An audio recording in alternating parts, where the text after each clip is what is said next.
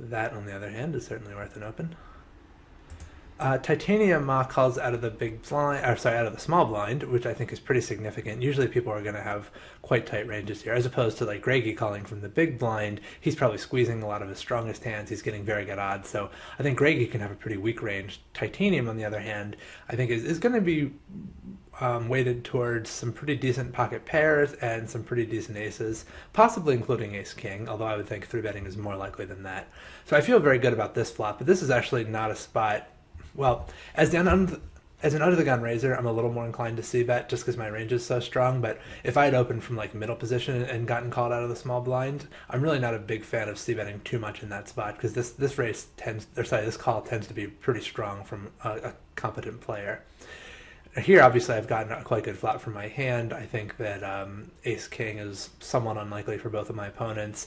Ace Jack and some other dominated aces certainly in their ranges. Not that I can guarantee no one has a 9, but there's definitely room to get value from this hand.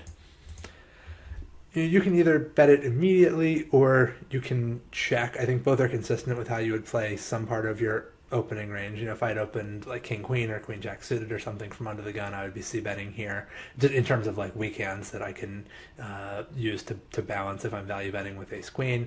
And there are also some hands like kings or queens that I would check here. So with a weaker ace, I'd be more inclined to check. Like if I had ace 10 or I had opened like ace 10 suited, I'd be more inclined to check the flop.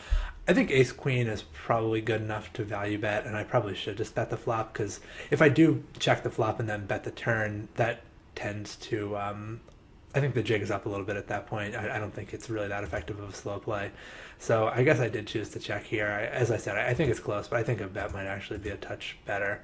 Having not bet the flop, I actually don't see a lot of a case for betting the turn. There's still very little here in the way of draws, so it's not like I'm super concerned about charging anyone anything.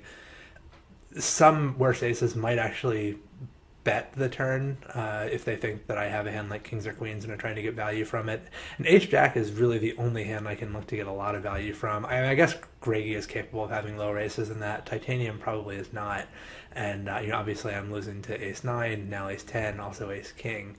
And I don't know how many hands without an ace are really going to give me that much action. So I kind of wish I had either bet the flop or checked the turn.